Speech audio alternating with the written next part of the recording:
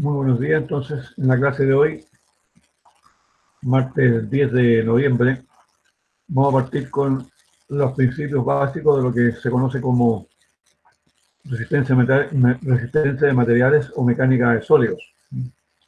Y para eso voy a usar uno de los libros que está relacionado también con el libro de estática. En este caso es el BIT de mecánica de materiales. Ustedes pueden ver aquí la portada. Este libro trata de fundamentalmente lo que le sucede a los materiales de cualquier tipo cuando ellos son sometidos a cargas externas. Es decir, le aplicamos una fuerza externa y obviamente que el material va a tener que someterse a esa fuerza externa y de acuerdo a las características del material podrá sufrir algunos fenómenos que tienen que ver fundamentalmente con una deformación y la posibilidad de que sea capaz de resistir esa fuerza externa. Y lo que se muestra en esta portada es un puente bastante particular que tiene la posibilidad de poder girar en este punto, en los extremos, puede girar este puente, de manera que este puente se puede levantar y baja la parte superior, el brazo superior baja y este sube, lo cual permite el movimiento, el transporte de carga a través de este río. Es un puente muy particular. Entiendo que este puente está en Bilbao, en España. Tiene esa particularidad. No es un puente carretero, fundamentalmente es un puente tipo peatonal, y tiene esa particularidad que permite el paso entonces de barcazas que trasladan mercadería en este río. Ustedes pueden ver acá al fondo un puente de estructural. Este es un puente ferroviario, fundamentalmente. Pero es una de las versiones más modernas de tipo de puentes, digamos, del tipo levadizo. Bien, en este libro entonces vamos a revisar lo que se conoce como resistencia a materiales en general. Esto abarca dos detalles. Uno, primero conocer lo que le sucede a un material internamente cuando yo lo someto a una carga externa. Y el segundo, una vez conocido ese fenómeno, poder saber si efectivamente ese material va a resistir las fuerzas externas que se están aplicando. Y estamos hablando de elementos que ya están hechos. Profe, disculpe. Dígame. ¿El libro lo va a subir al aula? Sí, correcto. Ah, ya, gracias. Sí, no se preocupen porque este libro lo vamos a subir al aula, ¿no?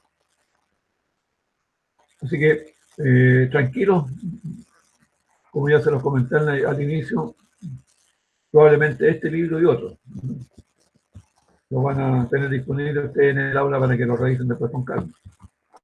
Ya. Entonces, esta temática abarca dos situaciones. Primero, la del usuario de algún elemento, de algún mecanismo o elemento sometido a carga y que le interesa saber si efectivamente ese elemento es capaz de resistir las fuerzas o cargas que se aplican. Ese es un escenario.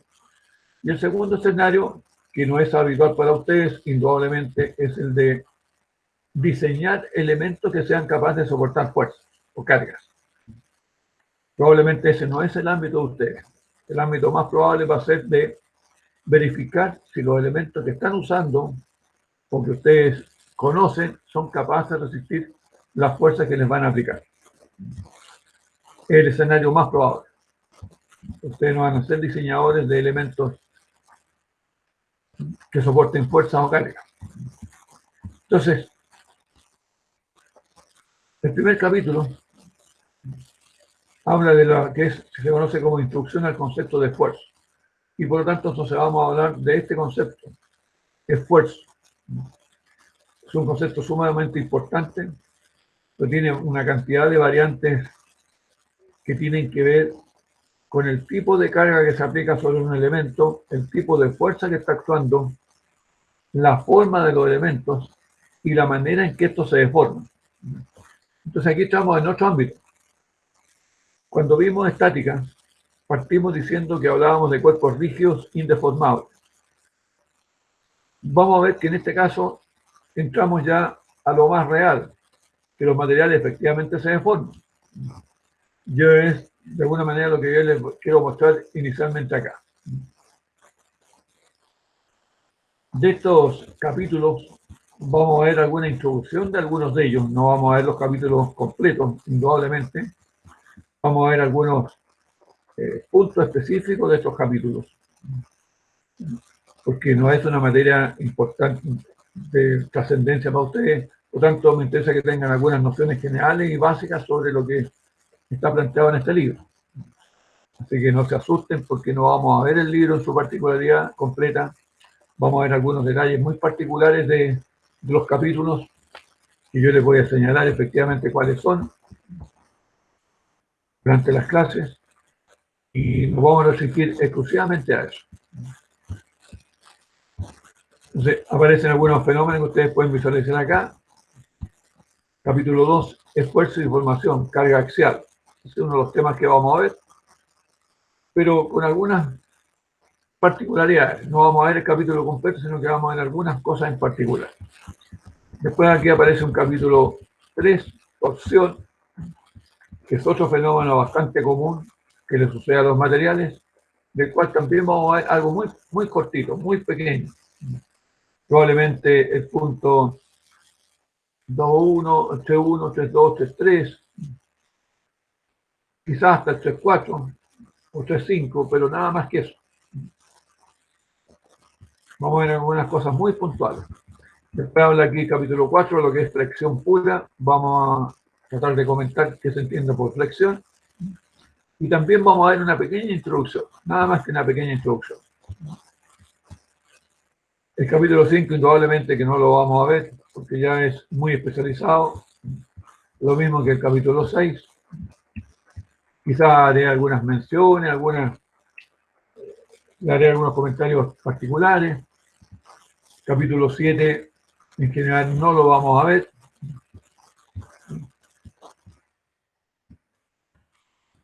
Fundamentalmente entonces nos vamos a restringir a lo que se ve en el capítulo 1, 2 y 3.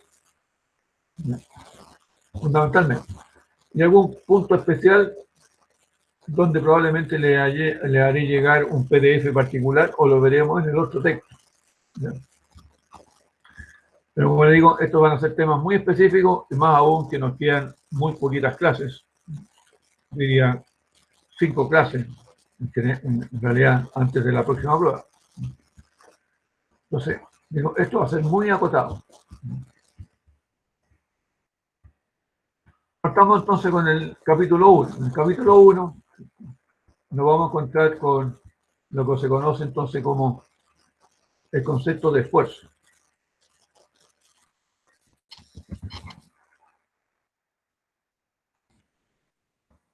El concepto de esfuerzo que aparece en este capítulo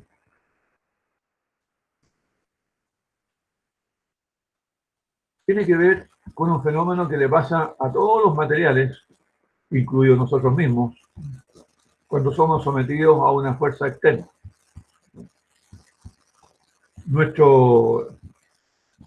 Fundamentalmente lo que es nuestro esqueleto, que es el que soporta, ¿no es cierto?, todas las cargas externas que actúan sobre nosotros, está diseñado, ¿no es cierto?, para resistir ciertas fuerzas sin romperse, obviamente.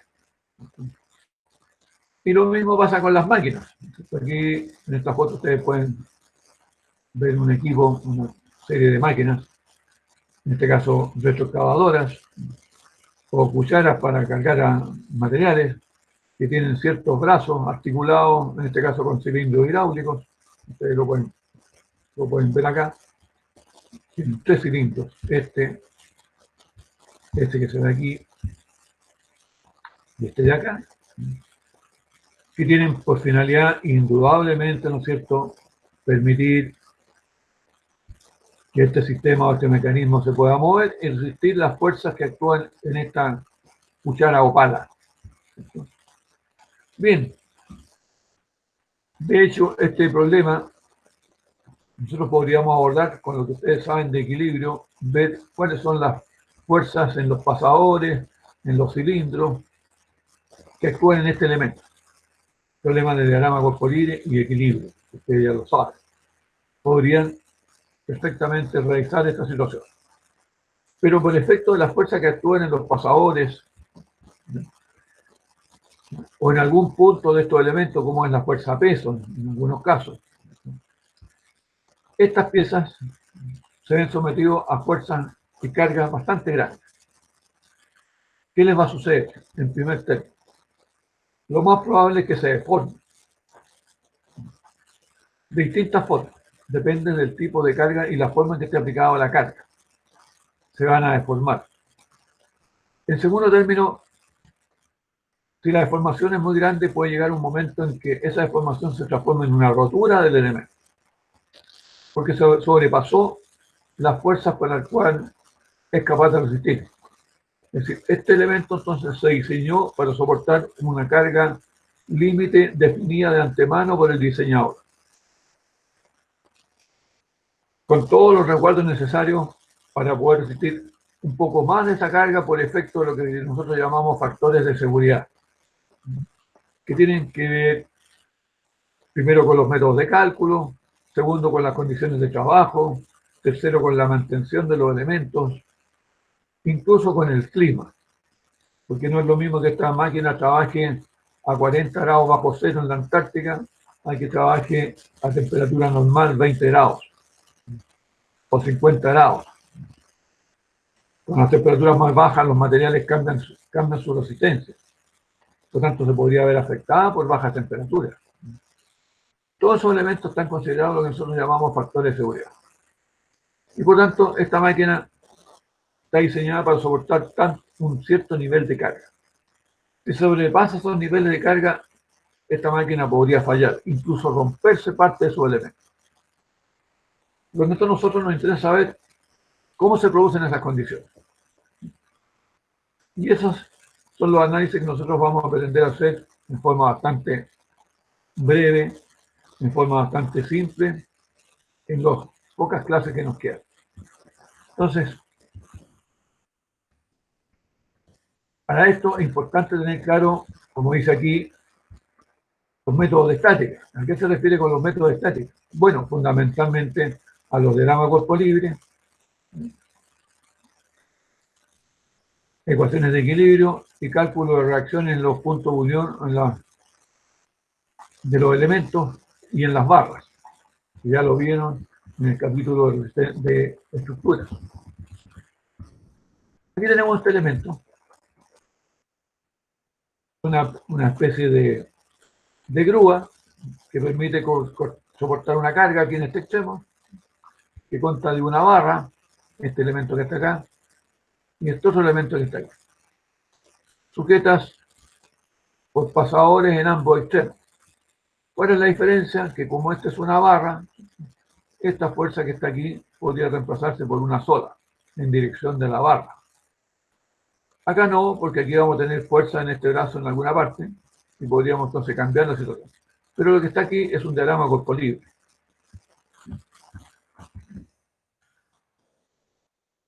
Aquí están planteadas las ecuaciones para resolver ese diagrama corpo libre. Situación que, de hecho, ustedes deberían saber. Ahora, aquí aparece un dibujo particular. Esto. ¿Por qué? Porque cuando se da el enunciado de este problema, indica este problema, parte de algo bien curioso. Se dice que en este punto hay una fuerza, que este elemento es una barra de peso despreciable, y este elemento también es una barra de peso despreciable. Y nosotros sabemos que la fuerza en las barras, ya vimos el caso de la estructura, es una sola en dirección de la barra. Y por tanto, todo este problema que aparece muy complejo dibujado aquí, En realidad podría haberse simplificado al máximo diciendo que en este punto hay tres fuerzas. ¿Cuál? La fuerza externa, esta, la fuerza de esta barra y la fuerza de esta barra. Y este problema entonces podría ser resuelto en forma bastante más simple de esta forma. Pero eso tiene que ver con los diagramas corporales. Entonces aquí nos encontramos frente a esto. Dos barras. Esta barra, que es la parte superior de este equipo, sometida a tracción, y esta barra inferior, sometida a compresión, porque las fuerzas van hacia adentro, y estas van hacia afuera. Ahora, ¿qué sucede? Que cuando la barra la someto a tracción, como en el caso de las estructuras, yo puedo hacer lo siguiente. Esta fuerza a la cual está sometida la barra, dividirlo por el área de esta barra, la sección de la barra. Y lo vemos aquí. Y cuando hago este ejercicio, aparece el concepto de esfuerzo. Esto se llama esfuerzo de tracción o esfuerzo axial. Fuerza partido por área. Divido la fuerza por el área. Entonces aparece el concepto de esfuerzo. Que está dibujado aquí con flechitas en toda la superficie, que se parece al concepto de presión, porque tiene la misma unidad. Pero en este caso el esfuerzo o las flechitas salen del área, porque es tracción. Este es el primer concepto importante. Esfuerzo de tracción. Se muestra acá. Este elemento, que es una barra de sección cuadrada, aquí está el área, sección cuadrada, está sometido a una fuerza P. Si yo corto la barra imaginariamente aquí y veo esta área queda sometido a estas flechitas chicas que se denominan esfuerzo. Esfuerzo es fuerza partido por unidad de área, como dice aquí, presión partido por área. Es decir, si nosotros la fuerza la medimos en newton y el área en metros cuadrados, esto nos queda newton partido por metro cuadrado, que es exactamente la misma unidad que usa la presión.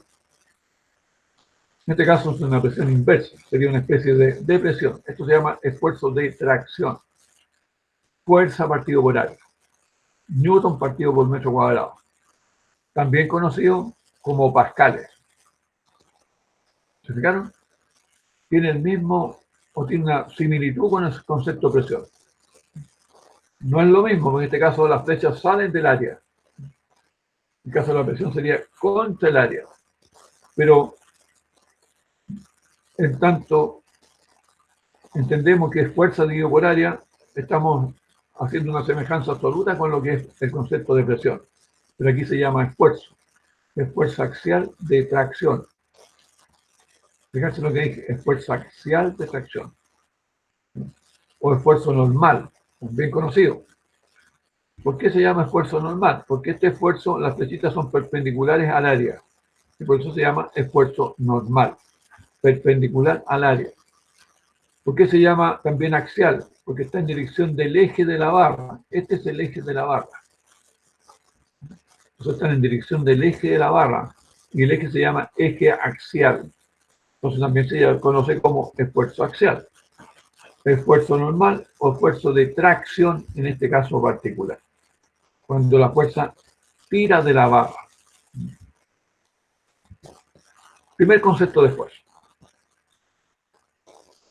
Pero sí les tengo que aumentar que este que se llama esfuerzo normal se da en muchas otras situaciones con fórmulas distintas. Entonces, cada tipo de esfuerzo normal, dependiendo del fenómeno que se está analizando, tiene una fórmula distinta. En el caso de la tracción pura, que es este o este, el esfuerzo normal es fuerza partido por área. En el caso de tracción pura, importantísimo. Porque también se van a encontrar ustedes en los libros que existe el esfuerzo normal por flexión. Entonces vuelvo atrás. Este es esfuerzo normal por tracción. También existe el esfuerzo normal por flexión. ¿Cuál es la diferencia con este? Que se produce en un fenómeno distinto y la fórmula es distinta. Al alumno a veces esto lo complica porque se va a encontrar con que existen dos tipos de esfuerzos genéricos, lo que se llaman esfuerzos normales y esfuerzos de corte. Por el momento estamos viendo el esfuerzo normal, pero estos esfuerzos normales tienen diferentes fórmulas dependiendo del tipo de fenómeno que se analiza. Entonces aquí nos encontramos con un problema de fenómenos, distintos fenómenos. Les puedo nombrar algunos. Por ejemplo, existe el esfuerzo normal por tracción pura. Existe el esfuerzo normal por flexión. Es decir, cuando un elemento se flexa, aparecen esfuerzos normales. Esfuerzos perpendiculares a un área. ¿Cuál es la diferencia con este esfuerzo? La fórmula. En el esfuerzo por flexión, la fórmula es distinta a esta. Después vamos a encontrarnos con esfuerzos por presión interna en un estanque. Vamos a ver que también se llaman esfuerzos normales, pero las fórmulas son distintas.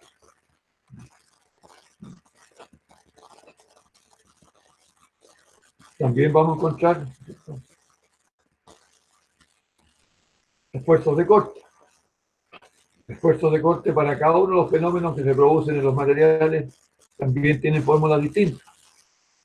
Nosotros vamos a partir con un esfuerzo de corte muy simple, pero más adelante uno podría ver que en flexión, por ejemplo, o en torsión aparecen esfuerzos de corte, cuyas fórmulas son distintas a las que nosotros vamos a ver aquí. Entonces los esfuerzos, que son dos básicamente, esfuerzos normales y esfuerzos de corte, sus fórmulas obedecen al tipo de fenómeno que se está analizando. Y eso hace que esta materia sea un poquito compleja. Nosotros vamos a ver algunos fenómenos muy acotados por este tema. Y el primero de ellos que vamos a analizar es este, tracción pura. Esfuerzo por tracción pura, cuya fórmula básica es fuerza partido por área. Aquí están las unidades, como ustedes pueden ver. Los pascales, los kilopascales, los megapascales y los gigapascales. Estos son los tres elementos que nosotros vamos a ocupar. Newton partido por metro cuadrado es un pascal. Puede estar elevado a 3, elevado a 6 o elevado a 9. Se transforman en kilopascales, en megapascales, en gigapascales. Son unidades que ustedes van a encontrar en esta materia.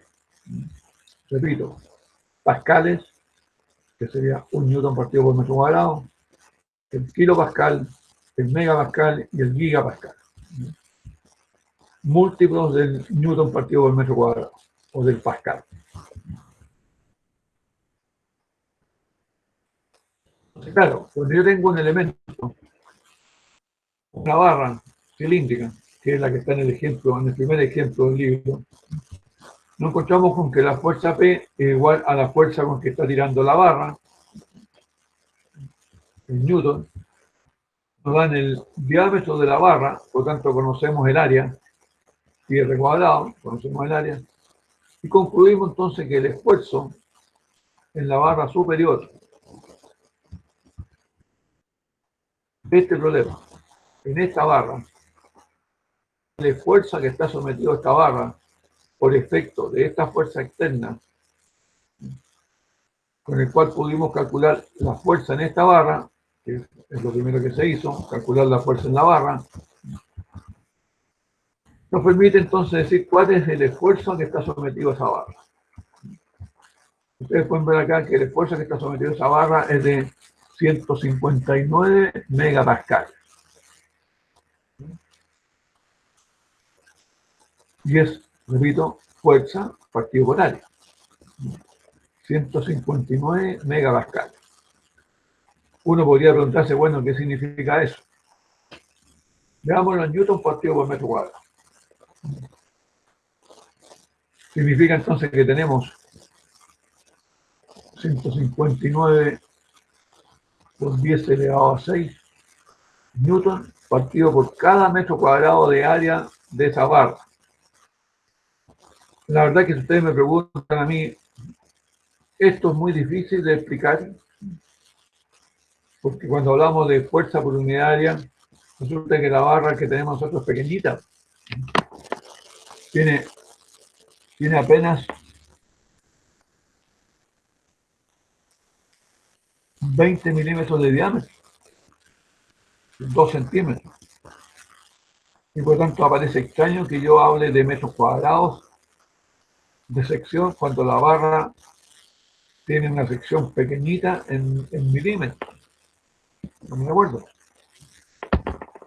Entonces, también se puede trabajar con otro tipo de unidades. En vez de trabajar con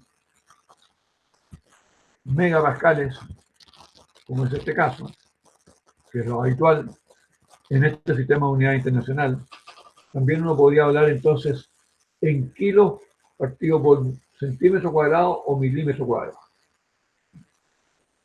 Y eso a veces es mucho más preciso que esto. Claro, porque si yo me dicen, mire, mi barra tiene 20 milímetros de diámetro, bueno, me gustaría saber cuántos kilos aguanta por cada milímetro cuadrado o por cada centímetro cuadrado, porque eso es mucho más racional, ¿no? Porque si yo tengo 2 centímetros cuadrados, 2 centímetros de diámetro, es decir, tengo 1 centímetro de radio, bueno, yo puedo decir que el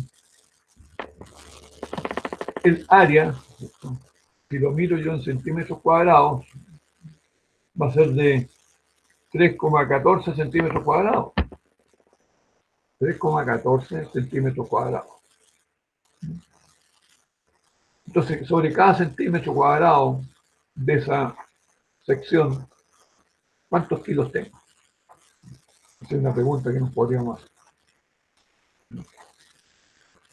¿O cuántos kilos aguanta?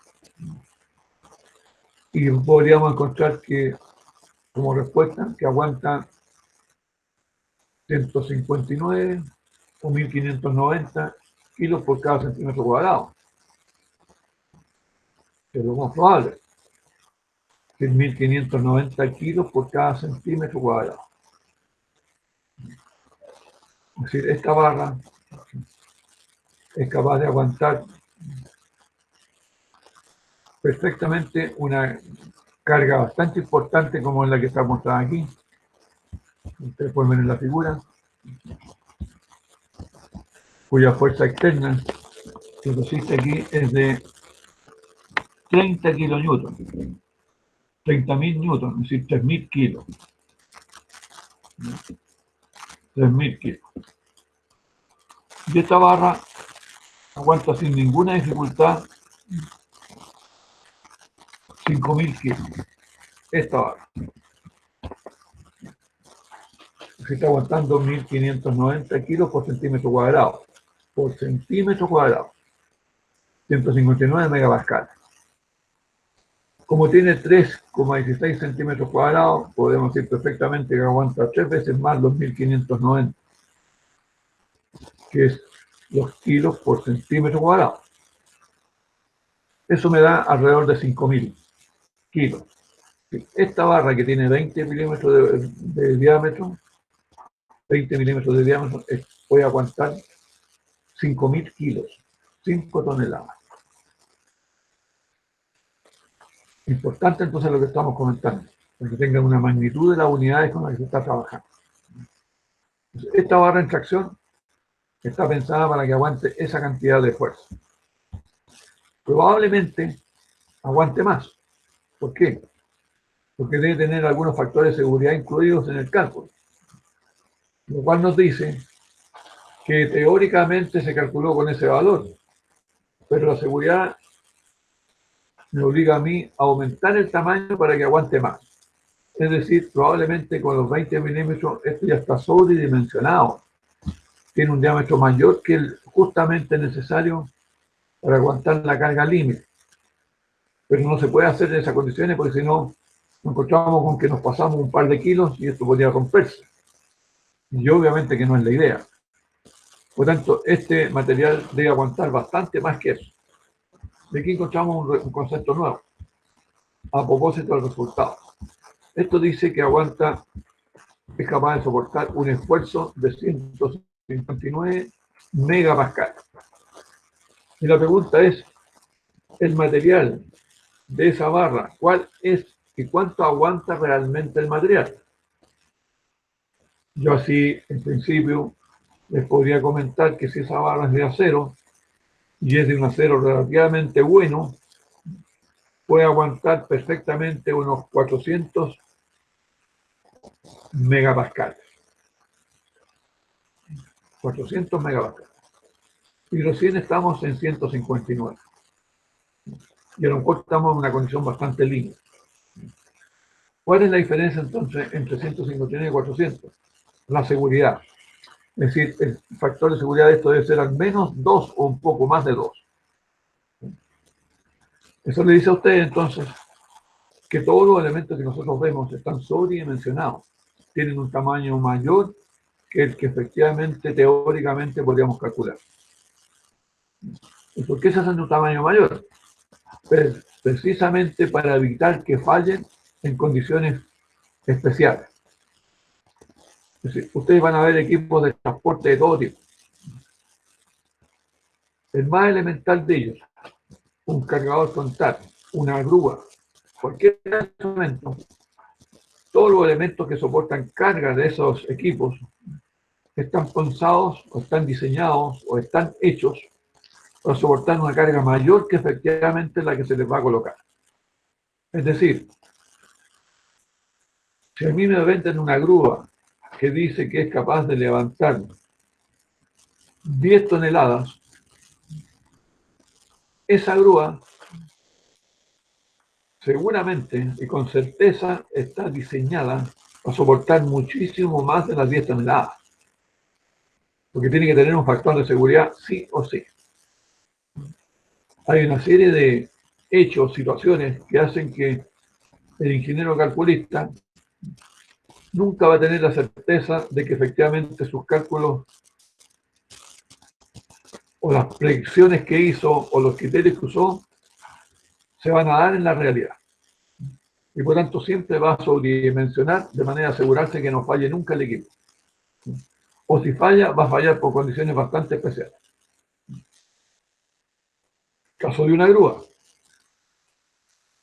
Eventos por los que podría fallar. Calidad de los materiales. A lo mejor los materiales con que se hizo la grúa no eran los recomendados o adecuados. A lo mejor el material tenía una falla interna difícil de detectar. Perfectamente en el interior de un trozo de acero podría haber una impureza o podría haber un espacio vacío que nosotros no somos capaces de verlo, que se generó en el momento de que se fabricó el elemento, esa pieza. Un cable de acero de la grúa, a lo mejor al interior de ella hay unos cables que están cortados y nosotros no los vemos. Están en un ambiente corrosivo, el equipo se está oxidando y por tanto el óxido hace que el material se vaya disolviendo, transformándose en polvo de óxido y por tanto el tamaño de la pieza va a ser más chico cada vez que se va oxidando más. Esas son situaciones que a lo mejor no estaban previstas en el diseño. A lo mejor ese equipo es sometido a una carga que no corresponde por razones de premura de tiempo. Se aceleró el movimiento de la carga y se generaron entonces aceleraciones indebidas. Ustedes saben que cuando yo un equipo o una carga la acelero, aumentan las fuerzas en los elementos que soportan la carga. Segunda ley de Newton. Masa por aceleración genera fuerzas. Distinta a que si yo lo hago en forma lenta o estática. Mal uso del equipo.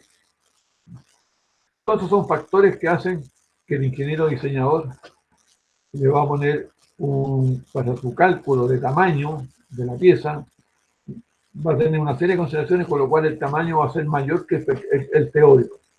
Es decir, si yo tengo un cable de acero de una grúa que mide 16 milímetros de diámetro, lo más probable que esa grúa, a lo mejor con un cable de 10 milímetros, podría subir la carga, pero en condiciones absolutamente teóricas, lo cual no es cierto, porque la realidad es otra. ¿Qué se hace entonces? Aumentar el diámetro. Y ese aumento de diámetro tiene que ver con lo que nosotros en ingeniería llamamos factores de seguridad.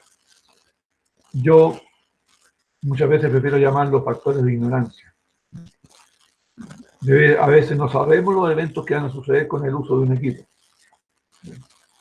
Y por tanto es mejor asegurarse que ese equipo resista perfectamente las condiciones que nosotros especificamos. Es decir, si esta grúa es para 10 toneladas, ocúpela siempre para 10 toneladas. Aunque usted sepa que efectivamente podría ponerle más. No, use el equipo como dice correctamente el diseñador o el vendedor. No lo sobrecargue, porque podría pasar los límites de diseño de ese equipo. Volvemos entonces atrás. Primer esfuerzo que hemos visto. Esfuerzo de tracción. Esfuerzo normal por tracción. Fuerza partido por área. El ejemplo más típico es el de la barra que acaban ustedes de ver, en el ejercicio 1 de este libro. Después tenemos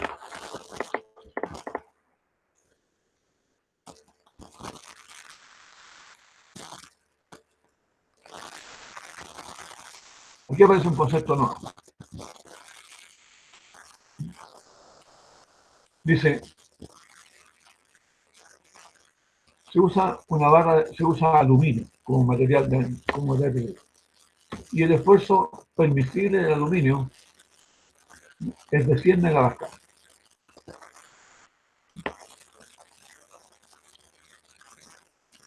¿Qué sucede entonces con ese esfuerzo permisible? Que según esto, ¿no es cierto?, si esta barra fuera de aluminio, nos daría el área, porque supongamos ahora que nuestra área estamos al revés. Yo soy el diseñador y quiero saber de qué área voy a hacer la barra. Y quiero usar aluminio. La fuerza ya la calculamos, la fuerza la sabemos. Bueno, yo me voy a una tabla de materiales. De hecho, al final de este libro hay tablas de materiales que indican las características de los materiales. En este caso, si nosotros usáramos aluminio, dice que el esfuerzo permisible en aluminio, con el cual se puede trabajar, es de 100 megapascal.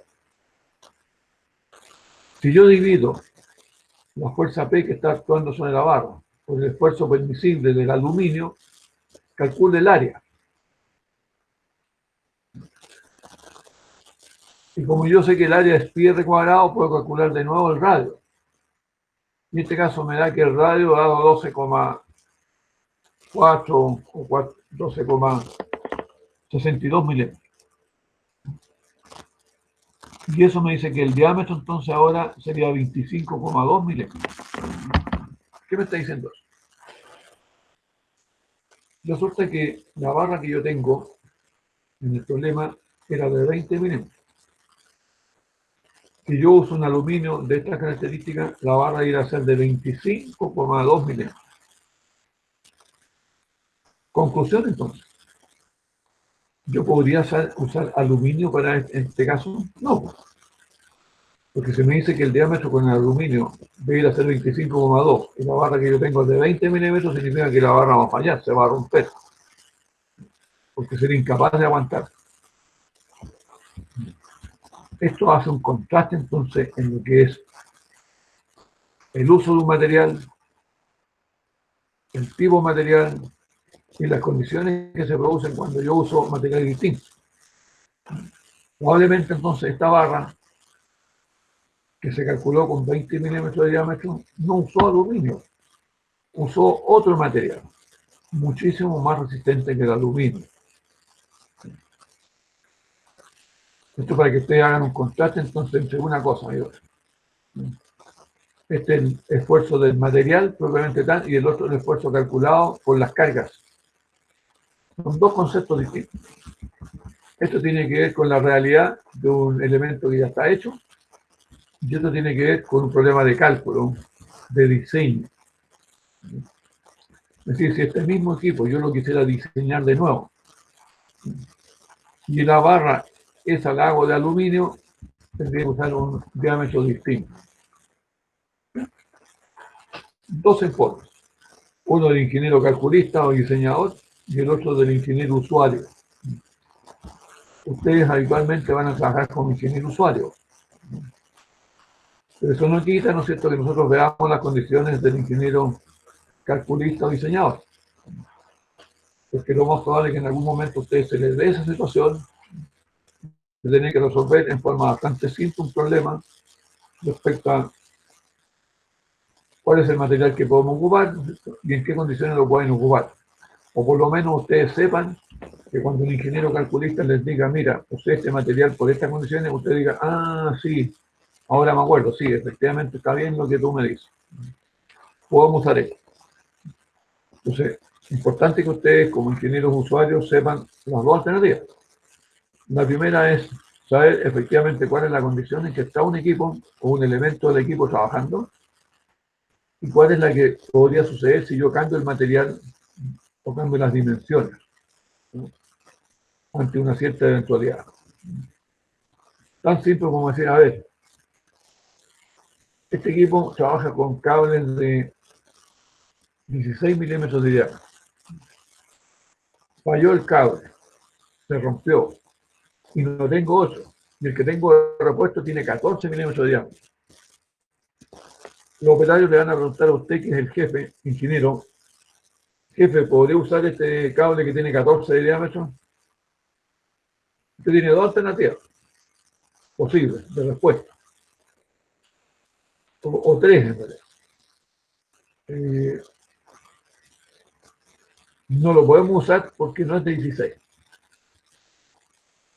Es una salida elegante, pero no resuelve el problema, porque el problema es que tengo la carga ahí, tengo que movilizarla de inmediato. Segunda respuesta. La verdad que no sé cómo se podría hacer. Ahí estamos complicados, porque no estamos jugando nuestro cartel de buen ingeniero delante de un resto de los operarios. Tercera respuesta. ¿Qué cable alternativa tenemos? Tenemos uno de 14 milímetros de diámetro. Ah, espérense un poquito. Voy a hacer un pequeño cálculo muy simple y voy a revisar si efectivamente esto nos puede servir. Si el problema es semejante a este, usted rápidamente con lo que aprendió en este curso va a hacer un pequeño esquema, a lo mejor lo va a resolver gráficamente, la fuerza, le va a dar una fuerza aproximada, entonces usted va a decir, a ver, si le pongo 14, el esfuerzo que me da es este, y este material, según la tabla que vi aquí en Google, miro en el computador y veo materiales acero, o miro los cables, este cable me dice el fabricante que aguanta hasta tanto. ¿Será capaz de aguantar esta carga que le vamos a subir? Lo hizo, sí, efectivamente es capaz de aguantar. Perfecto. Por hoy día, para poder subir y mover esta carga, vamos a usar el cable 14. Mientras nos llega el repuesto original, que es de 16. A lo mejor la carga que usted va a subir es un poquito más liviana de la que máxima que podría subir. Y a lo mejor si pone la máxima en una de esas, las condiciones de riesgo permiten subirla con un pequeño margen. Pero usted lo puede calcular, usted puede saber y confrontar el esfuerzo que te dio de cálculo con el esfuerzo del material. Si el esfuerzo de cálculo es menor que el del material, aparentemente no hay ninguna dificultad. Salvo que el factor de seguridad se restringe, pero como una situación eventual la podemos resolver. Y no necesitamos calcular, hacer una asesoría externa para un problema que tenemos que resolver hoy día, en una hora más. Es lo que me interesa, que ustedes tengan como nociones generales y básicas. Ingenieros de transporte, capaz de resolver situaciones relativamente simples, pero como ingeniero. no es lo mucho que se exige. Son problemas complejos, como ya les voy a mostrar, pero son las bases para tener claridad respecto a algunos conceptos, como este, tan simple como es el esfuerzo normal por tracción, ¿no? Aquí se vuelve a repetir este mismo concepto en términos un poquito más matemáticos. ¿Se fijan? La misma fórmula P partido por A está analizada en términos más matemáticos, desde el punto de vista de un diferencial de fuerza aplicado en un diferencial de área, o una fuerza pequeña en un área pequeña. Y obviamente que esto se transforma, ¿no es cierto?, en condiciones particulares en el límite en que esta área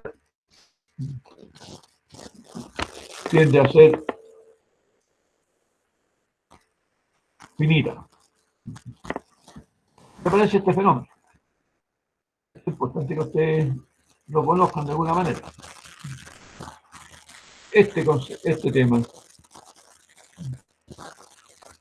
es relevante para entender un poquito este fenómeno. Aquí se trabaja con muchas aproximaciones, incluso esta fórmula que es tan elemental, fuerza partido por área, es aplicable solo cuando se considera el esfuerzo aplicado en la mitad de la barra. ¿Por qué? Porque esto se distorsiona cuando la fuerza está aplicada en los extremos de la barra. En este caso es compresión, pero podría ser perfectamente igual en tracción. Es decir, es importantísimo entonces la forma de unión del elemento con el cual hacemos la fuerza a la barra.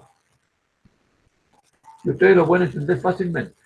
Si ustedes tienen un trozo de madera, y yo le aplico una fuerza puntual en un punto del extremo de la madera, ese extremo de la madera, ese pedacito de madera mejor se podría romper. Y la barra no se va a romper aquí, sino que se va a romper localizadamente aquí. Es como que yo ponga aquí en el extremo un tornillo y otro tornillo acá, y ponga un cable amarrado a ese tornillo y tire del tornillo. Lo que podría suceder es que de repente me encuentro con que el tornillo arrancó trozos de la madera donde estaba atornillado y que hubo un agujero en la madera, pero la madera no se rompió aquí en la mitad, se rompió aquí. Esto es un problema muy común que tiene que ver en cómo yo transmito la fuerza a esta barra en los extremos. Y este tipo de esfuerzos están pensados en que la unión está muy bien hecha, que no se van a concentrar los esfuerzos en los extremos, sino que la fuerza se va a distribuir en forma más pareja, como es lo que pasa aquí. El esfuerzo se distribuye en forma más pareja. Este esfuerzo de compresión que aparece aquí, la fórmula es exactamente la misma. Fuerza partido por área, P partido por área. Pero este esfuerzo de compresión tiene una limitante, que es el largo de la barra. Cuando esta barra es muy larga, esta fuerza P hace que la barra se me tienda a doblar. Se llama fenómeno de pandeo. Entonces, no conviene que las barras sometidas a compresión sean muy largas, deben ser lo más cortas posible y con la mayor sección posible. Y esto es lo que sucede en una barra. Bueno, aquí ustedes le muestran lo que parece ser una especie de barra, ¿no es cierto?, pero que tiene una curvatura. La fuerza P está alineada, pero claro, cuando yo analizo esta parte de esta barra, o de esta pieza, que ya no es una barra, se me produce este fenómeno. Y esto ya deja de ser tracción pura, o compresión pura. Esto pasa a ser un fenómeno de compresión y flexión simultánea, porque el momento que está aquí implica que esta barra se va a doblar, o esta pieza se va a tender a doblar por efecto de este momento.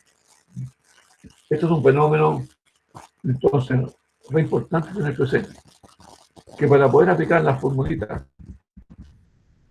esta, que parece muy simple, el P partido por A, o esta relación, ya sea en tracción o compresión, en cualquiera de los casos, con una observación importante.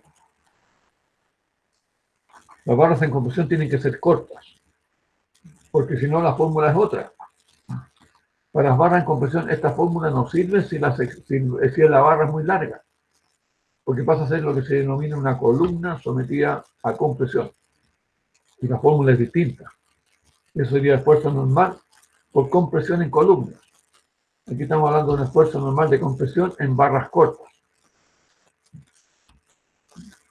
Tenemos esfuerzo normal de tracción y esfuerzo normal de compresión, con la única particularidad que en compresión las barras deben ser cortas para que se cumpla esta fórmula.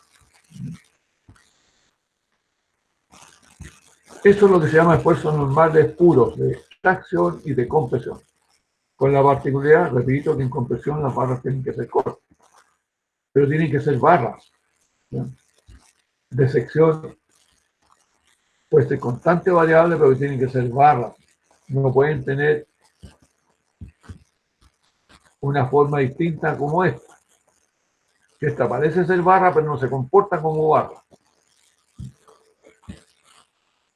Eso es lo que se llama esfuerzos normales de tracción o de compresión. Para terminar la clase, les voy a mostrar algún ejemplo.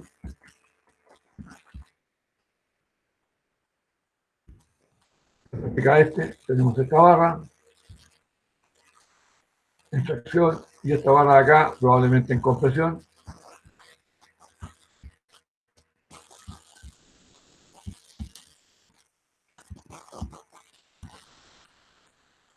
Aquí tenemos variados ejemplos. Aquí tenemos barras sometidas a tracción y compresión en distintos tramos y ustedes pueden ver que esta barra, que tiene distintas secciones, se comporta en forma distinta aquí y acá. Porque claro, si yo hago diagrama por polígono por partes, de A hasta B y de B hasta C, vamos a ver que las fuerzas en el interior son distintas. Hay que hacer un corte aquí y un corte imaginario acá y ver qué es lo que pasa adentro. Ecuaciones de equilibrio.